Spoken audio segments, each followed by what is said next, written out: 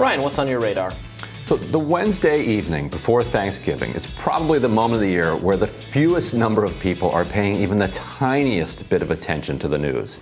Young people visiting their parents are catching up with old high school friends. Parents, aunts, and uncles are doing last-minute prep for Thanksgiving. Half the country is traveling, stuck in traffic or at airports.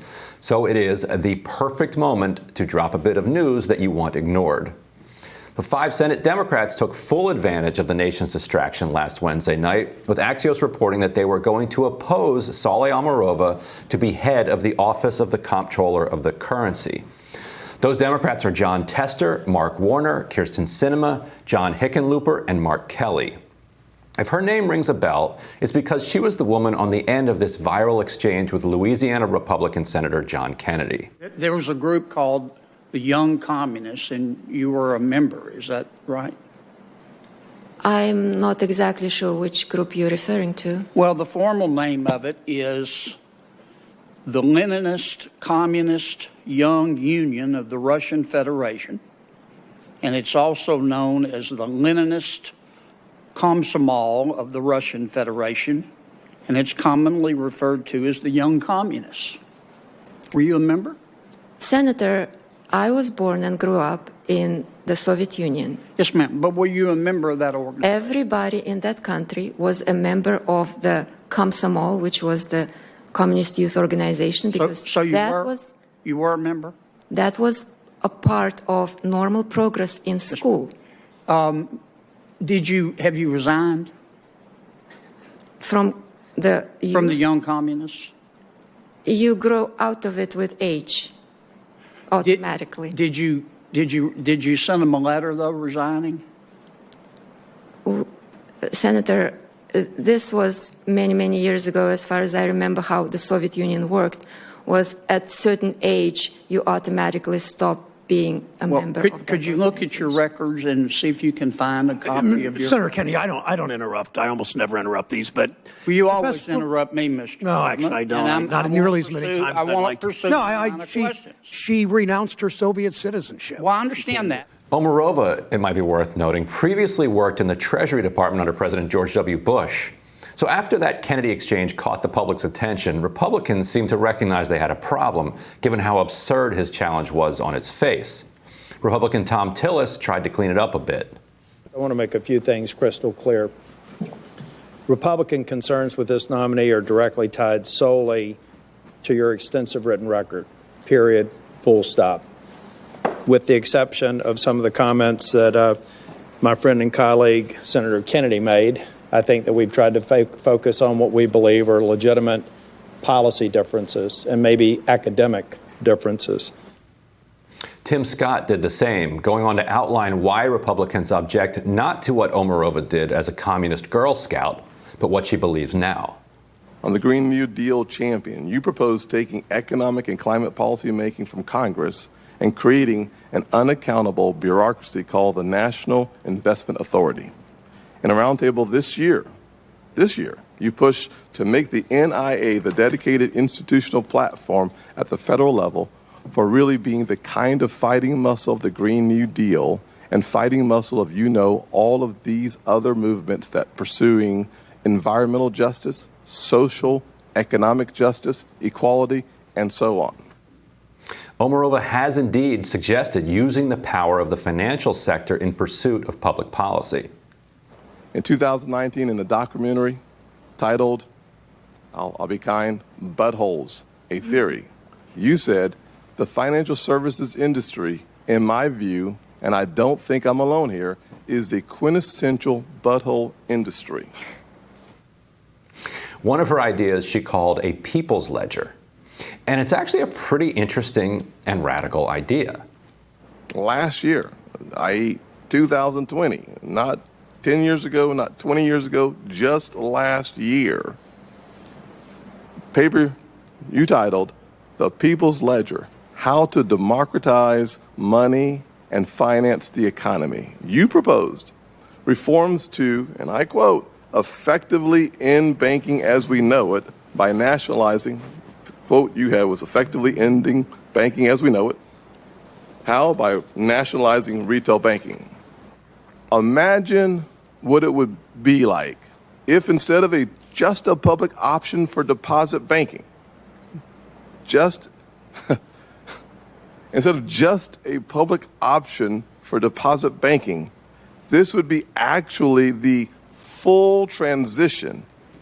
In other words, there would be no more private bank deposit accounts, and all of the deposit accounts would be held directly at the Fed. And here's Pat Toomey freaking out about it.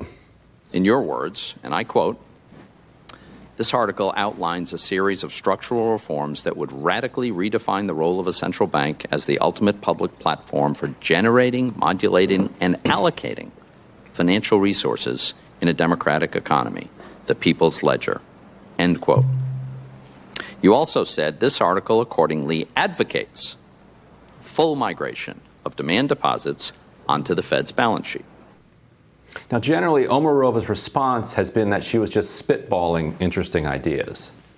I just want to clarify, my job as an academic was to expand the boundaries of the academic debate and outline potential options for Congress to consider. This is entirely up to Congress whether or not to go that route.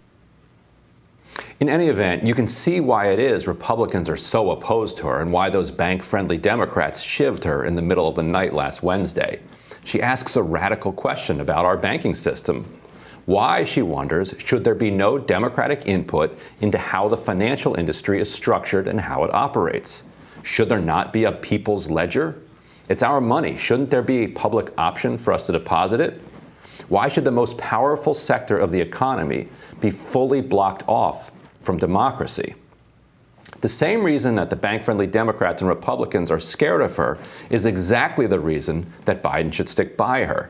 And as the American Prospect has pointed out, Biden has the power to do it.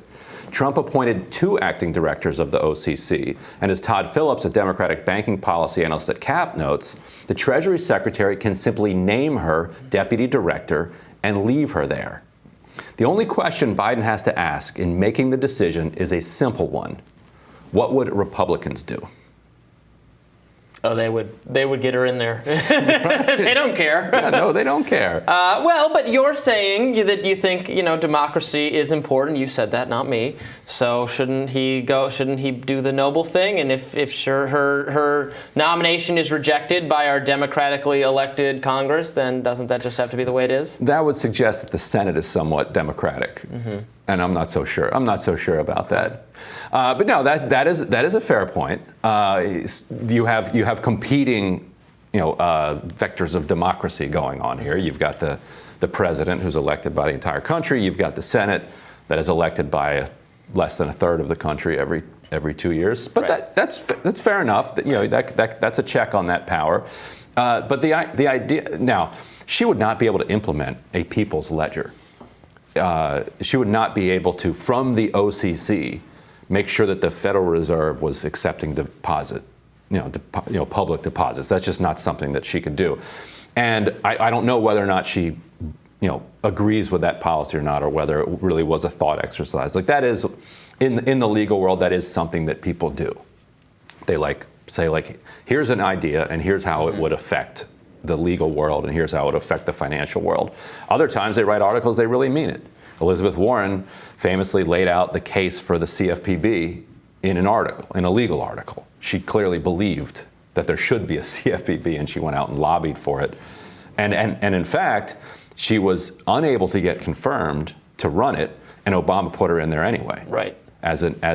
Used a statute that allowed her to set it up for like a year before then she ran for Senate. What do you think about the idea of a public option for banking? That if you don't want to put your money at Bank of America for whatever reason, that there is a people's ledger, a people's bank that is basically run by the Federal Reserve that you can deposit your money in. I'm gonna do more research on it and get back to you next time you talk about the subject. I frankly don't know how I can. How about no ATM fees? No ATM fees. Like when you take out money and anywhere they'll refund your ATM fees.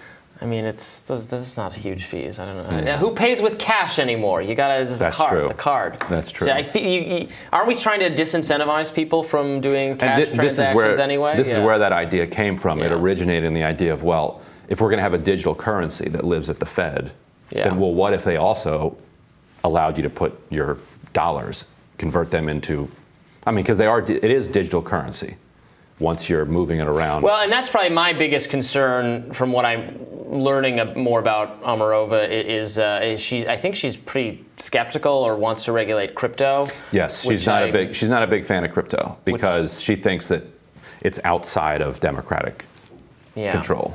I think being aggressively crypto people would agree with that. That's why they like it. Right. Yes. Yeah. Crypto is an exciting thing, and I would be concerned about putting people in the government who have like a sort of Luddite attitude about it. But obviously, the thing that started this whole discussion, what Kennedy said was ridiculous, and I was actually pleasantly surprised to hear other Republicans actually call him out. That doesn't happen all that. They didn't have to do that. They didn't have to do that. And it was so dumb, though, that she had no choice to be in the Communist Party as a child. She's not. Yeah. I like to tell us, she's like, Republicans, full stop, have attacked only her record. Well, except for Kennedy.